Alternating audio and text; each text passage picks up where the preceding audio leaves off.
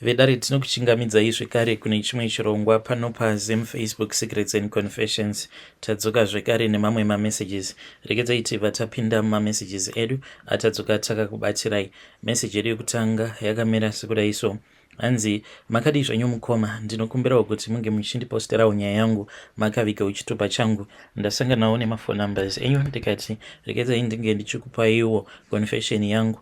So inini ndinoda kureurura mukomanashi, zita rangu ndichangozviti Mundara Chitova. Ndinoda kuburitsawo nyaya yangu pachena, uye I hope kuti nyaya yangu iyi ichabatsira vamwe vanhu kunze uko vakawanda vangava vari kusangana nezvakafanana neizvo zvandainge ndichisangana nazvo, kukura uchitambura vabereki vako, kushayika uchiri mudiki, uye zvekare kuzokura uri nherera uchishungurudzwa nehama dzekwababa zvekare nehama dzekwaamai, uchizonosvika pakutanga kufudzira vanhu mombe dzavo uchishandisirwa mahara. Saka kune avo vari kufunga kuda kuitwawo zvandakaita, aiwa musati mafunga kuda kufamba kuti munge muchizotora mishonga yeurombwa, teereraiwo nyaya yangu. So zvakaitika mukomanashi zvinhu zvokuti zvinogara zvichindirwadza muupenyu hwangu, nekuti pavana vangu vandakazozvara vamwe vacho vakazotosvika pakutofa vasina vana. Kunyange zvangu ndava kunamata, but still vana ava vanopota vachiuya kwandiri.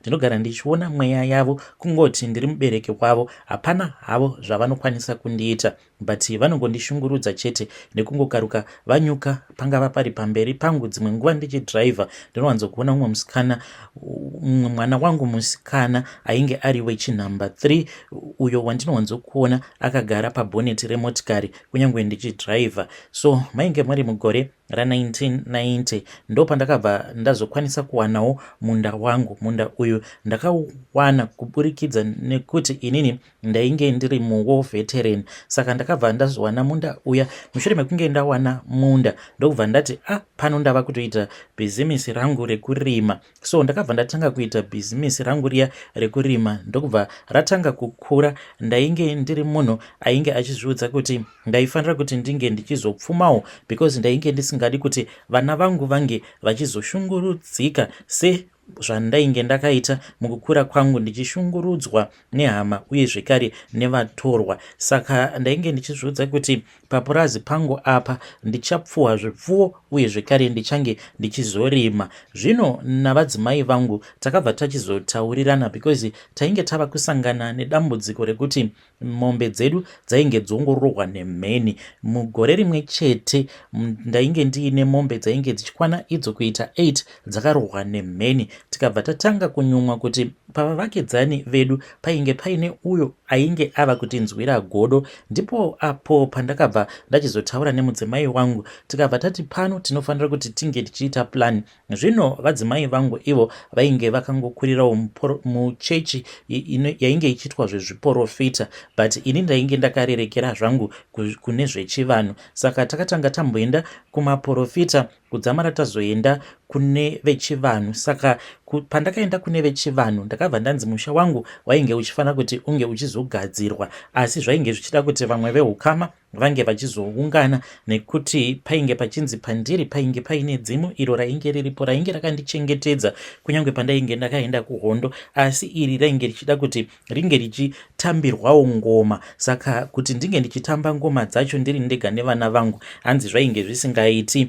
Dzimu iri rainge richida kutoti kuburikidza nematambudziko ose awo andainge ndichisangana nawo ekuroyiwa uye zvekare nekuti zvipfuwo zvangu zvainge zvorohwa nemheni, dzimu iroro rainge richitoti uyo watova mukana wekuti ringe richikwanisa kubatanidza dzinza. Zvino ndakazotanga kufambira nyaya dzacho. Vehukama vainge vakagara vasingandifariri, so vakabva vati ivo vainge vasingazvikwanisi, kunyange ndainge ndichizviziva kuti in secret vaipota vachiita zvechivanhu, but vakabva vangohwanda nechechi vakabva vati isu hatichazvikwanisi izvozvo zvekupota tichitamba ngoma dzemashavi. So mukomanashi ndakabva ndazongosara ndiri ndega nevana vangu nemudzimai wangu. So nemudzimai wangu takabva tachizotanga kufamba zvedu tiri tega, kudzamara tazowana umwewo uyo ainge achiti aiwa Sawira, kana kuri kunzi wewo unenge usina anenge achida kumira newe, inini ndichava Sawira wako uye zvekare ndichava hama yako. But tainge tisina kuziva kuti uyu Sawira uyu ainge ainewo zvakewo izvo zvaainge achitoda kutonorasirawo pandiri. sezvo iye ainge ari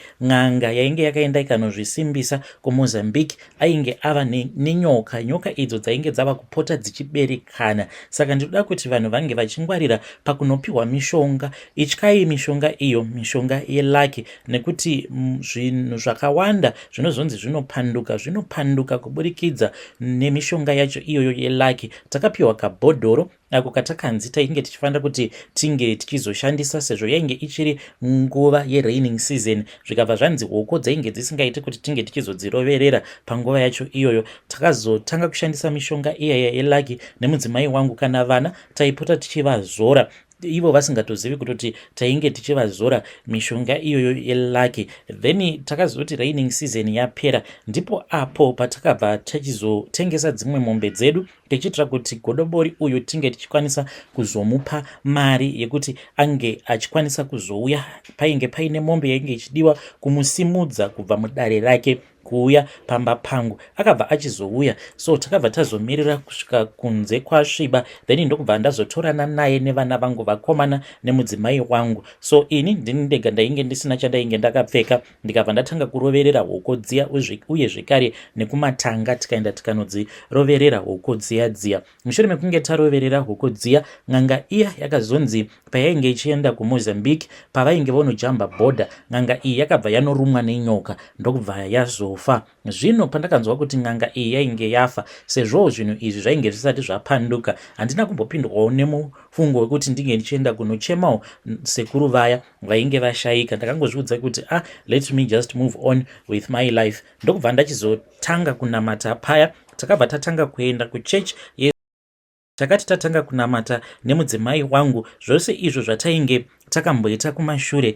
tainge tatokanganwa nezvazvo, uye zvekare mari tainge toita, asi painge paine chinhu chaigara chichingondinetsa mupfungwa dzangu, because ndaiti dzimwe nguva vamwe vavakidzani vangu vaiti vachichema vachiti ivo zvirimwa zvavo zvainge zvisiri kunyatsokukura zvakanaka, but ndaiti kana ndakatarisa minda yangu ndanyatsokuona kuti apa panofanira kuti pange pachibuda goho rakanaka. Ende nguva zhinji ndaiti kana ndikaenda kumunda ndine imwe nyoka iyo yandainge ndichisangana nayo. Nyoka iyi yainge iri mhando yecobra, but yainge yakaita black, pazasi payo yainge iine kamwe kahuyelo kamwe kahuorange kainge kari too bright. Ndaigara ndichingosangana nayo nyoka iyi, uye zvekare nevashandi vangu vaigara vachisangana nayo nyoka iyoyo. Waisapinda mumunda ukabuda usina kusangana nayo nyoka iyi. Chaindenetsa ndechekuti pavashandi vangu ava painge paine umwe hwani uyo ainge achiitawo zvekuprofita, ndiye ega aigara achiiona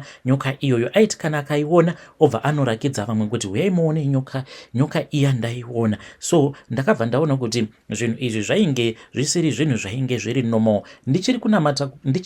Pandainge ndichiri kunamata kudaro, ndisati ndatanga kunamata mumweya nemuzvokwadi, ndo pandakabva ndachizotanga kuirota nyoka iyi. Zuva randakatanga kuirota nemudzimai wangu tainge takatogara takatotandara zvedu, hwainge huri usiku tichikurukura, ndo patakabva tazongonzwa mhepo yakasimuka. Mhepo iyi yakabva tanga kuvhuvhuta, then ndokubva tachizorara paya. Mushure mekunge ndarara ndo pandakabva ndachizorota manje life. Ndainge ndakapfugama ndiri pakati pemunda, ndokubva nyoka iya ndazoiona. Nyoka iyi yakatoya kwandiri ikabva yatanga kutaura neni. Nyoka iyi ikabva yati, naiwe Sahwira, ko makore ose awa andakushandira ndichikubatsira, ko iwe unombofungawo here kuti ndinofanira kuti ndinge ndichiwanawo zvokudya? Ndaneta ini nekuramba ndichingoshanda ndisina kana chandinenge ndichimbopiwa. So nyoka iyi yakabva yazoti ndainge ndichifanira kuti pazvipfuwo zvangu each and every month ndaifanira kuti ndinge ndichizouraya mombe. Kana ndauraya mombe ndaifanira kuti ndinge ndichizopa vashandi vangu, kana kuti kungodonata nyama iya. Mukoma ndozvo zvandakazotanga kuita izvozvo. Munharaunda mandigere vanhu vainge vava kutozviziva kutoti vaitouya papurazi pangu vaya vanotambura vachiuya kuzotora nyama. Izvo vainge vasingazvizivi kutoti ipapo yainge itoriwo sacrifice yangu iyo yandainge ndichiita. Dzimwe nguva ndaitomuka pakati peusiku ndobva ndatoona kuti ndinenge ndakatomira pakati pemunda. Nyoka iya yaibva yauya kwandiri yobva yati iyo iri kunzwa nzara. Pandaipepuka kudaro ndaitoona kuti ndinenge ndakatobata huku, ndobva ndaruma huku iya. Then nyoka iya ndobva ndaikandira huku iya yaibva yatotanga kutosvepa huku iya then yobva yazonyangarika. Mukomana wacho ndakatanga kuita imwe mari yainge iine mumvuri uye zvekare nemudzimai wangu tikabva tazotanga kuita zvemaini, but makore acho iwawo pandakatanga kuita zvose izvi mudzimai wangu ndainge ndisingamuudzi kuti ndo zvandainge ndava kuita, ndainge ndava kutaura nayo nyoka yedu iya. So makore anotevera acho chakazotanga kundinetsa ndechekuti dzimwe nguva manheru ndaigara ndichinzwa kuzvidemba mumwoyo mangu, uye nyoka iyi yainge yava kuuya kwandiri ichindichikidzira, ichindirakidza zvimwe zvainge zvichifanira kuti zvinge zvichizoitika kumberi, like hama dzangu dzichifa, hama dzemukadzi wangu dzichifa, yaitondirakidza ndichitochera makuva ainge akawanda. Ndinorangarira kuti usiku uhwo pandakanosangana nayo nyoka iyi ichindivhundutsira, ndainge ndichitobva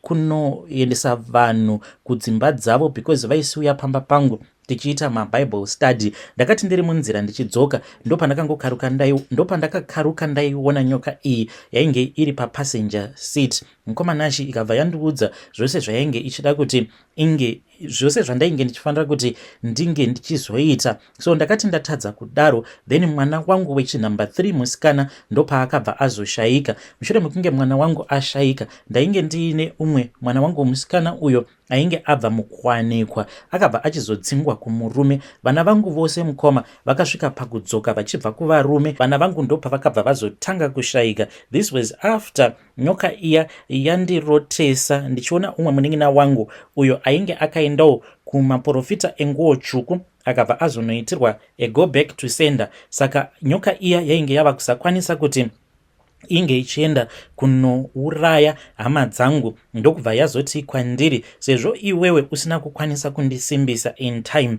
ndava kutouraya vako vana. Ndakafungidzira kuti kwainge kuri kunyepa, but vana vangu vakazotanga kudonha one by one, vana vangu vachitanga kudonha, kuzonosvika ndichizozviudza kuti zvainge zviri nani kuti ndinge ndichitendeuka hangu. Pose ipapo mukomanashi ndainge ndatova nezvinzvimbo muchechi vanhu vasingatozvizivi kuti inini ndainge ndakatoromba, ndainge ndiine nyoka yangu iyo yandainge ndiinayo. Zvino ndakati ndarwadziwa mushure mekunge umwe mwana wangu aendawo kumhiri kwemakungwa, ainge akaenda kumhiri kwemakungwa. This was after ainge abva mukuchata nemurume wake, mainge muri mugore ra2015 pavakaenda. 2016 mwana wangu akabva atanga kurwara ariko kuchando ikoko, but ndakatomurota mwana wangu uyu. Ndakamurota achimhanya, ndikabva ndamubvunza kuti ko uri kuendepiko? Akabva ati baba, ndine imwe nyoka iyo yandasangana nayo, nyoka iyoyo inotyisa baba, ngatitizei. Saka ndakabva ndamuti usatiza kani, nekuti inini baba vako ndiri pano, ndichakuchengetedza. Saka iye akabva ati baba, handisina kana simba nekuti ndamhanya kwenguva yakareba. Ndokubva achinogara pasi paya. Akati achinogara pasi akabva ati ko nai baba, ko makumbo enyu aripi? Ndikabva ndati ko what do you mean nai mwanangu, kana uchiti makumbo angu aripi? Ndokubva azotendekera apo painge pachifanira kuva nemakumbo angu. Ndakati ndichinozvitarisa kudai, ndokubva ndatoona kuti ndainge ndisisina makumbo, but bhodhi yangu yainge yatoshanduka, yainge yava nyoka iya iyo yatainge takapiwa nachiremba vaya. Mushure mekunge ndaona kuti bhodhi yangu yainge yashanduka, ndopandakabva ndazama kuti ndige ndichirwidzana nayo nyoka iya, but ndakabva ndatochinja, ndikabva ndatova cobra iya, kuzonosvika mwana wangu ndichinomuruma. Ndakanomuruma pagumbo apa. Ndakati ndamuruma kudaro, ndopandakabva ndazoshanduka zvekare, ndikabva ndazova munhu. Mwana wangu ndakangomusiyamo musango muya achichema achiti maiwe kani ndofa, maiwe kani ndofa, ndochema naniko, vabereki vangu vose vari varoyi, mandiuraya kani. Ndokubva ndatanga kutiza paya, ndakazonopepuka ndichinohwanda mubako. Ndakati ndapepuka kudaro, ndikabva ndaudza mudzimai wangu hope idzo dzandainge ndarota, even though takati ngatinamatei, but tainge tichitoziva kuti kwainge kuri kungonamata zvako, but nothing was going to change. Takabva tachizofonerwa nemukwasha wedu kuchando ikoko, akabva azotiudza kuti mwana wangu ainge arwara uye zvekare ainge aenda nemwana wangu.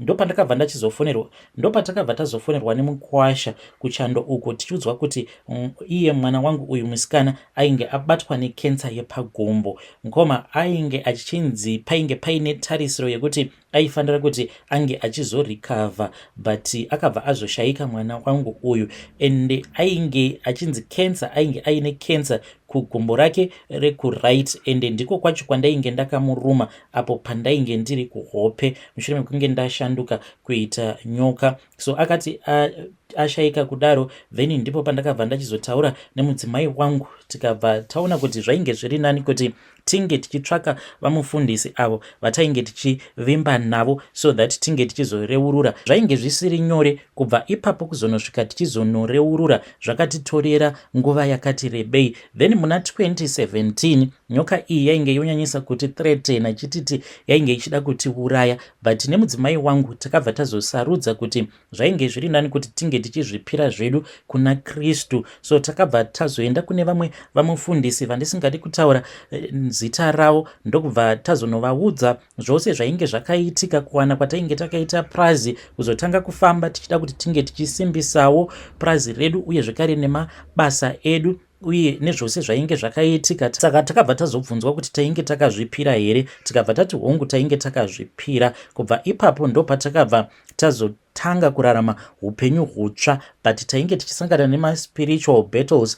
Even though ndakatendeuka hangu, but sezvandakuudzai ndinotopota ndichitoona vamwe vana vangu avo vakafa, vakaurawa nayo nyoka iyi. Saka kana kuine avo vanenge vachida kusimbisa mabusinesses avo, vachida kuromba, vanofanira kuti vange vachiziva kuti kuromba kutambisa upenyu. Unenge uchingotambisa upenyu hwako uchitevedzera nzira dzakaipa, kunyange zvazvo uchikwanisa kumboita mari nekukurumidza, but unofanira kuti unge uchiziva kuti mubhadharo wacho uchabhadhara nekusingaperi, ende mubhadharo wacho unenge uchikuremera. Zviri nani kuti unge uchitarisana hako naMwari nenhamo yako than kuti unge uchizogamuchira zvipo zvinobva kuna Satani.